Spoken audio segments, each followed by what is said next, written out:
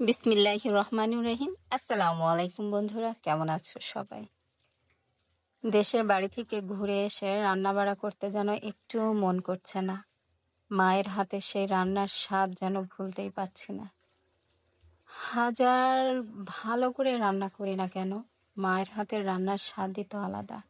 যেটা অল্প কিছুদিনের জন্য পেয়েছি এবার, বেশি কিছুদিন থাকতে পারিনি ঈদে এবার বাড়িতে।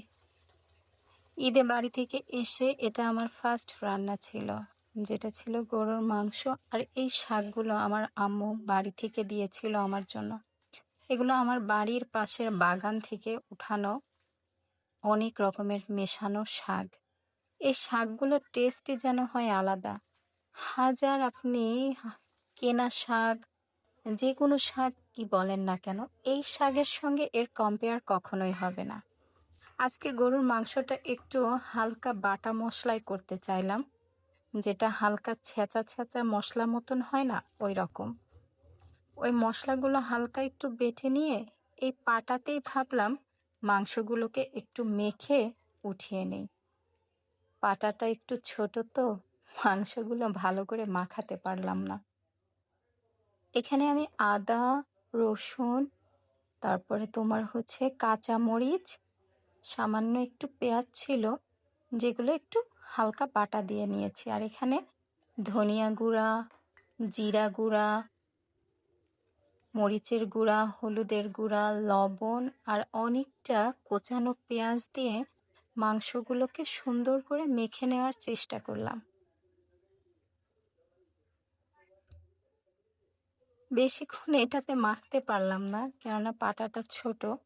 আরও কিছুটা কোচানো পেঁয়াজ এর মধ্যে আমি দিয়ে দিচ্ছি।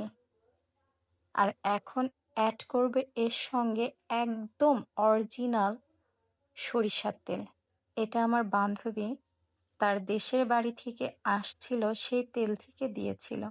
প্রতি বছরই আমার বান্ধবীর বাবা যখন ওর জন্য সরিষার তেল গ্রামের বাড়ি থেকে পাঠায়, আমার জন্য অনেকটা পাঠায়।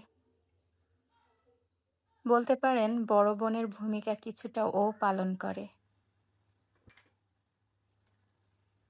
মাংসটা হালকা জালে আমি কষিয়ে কষিয়ে রান্না করেছি। এখানে কিছুটা টমেটো দিয়েছিলাম।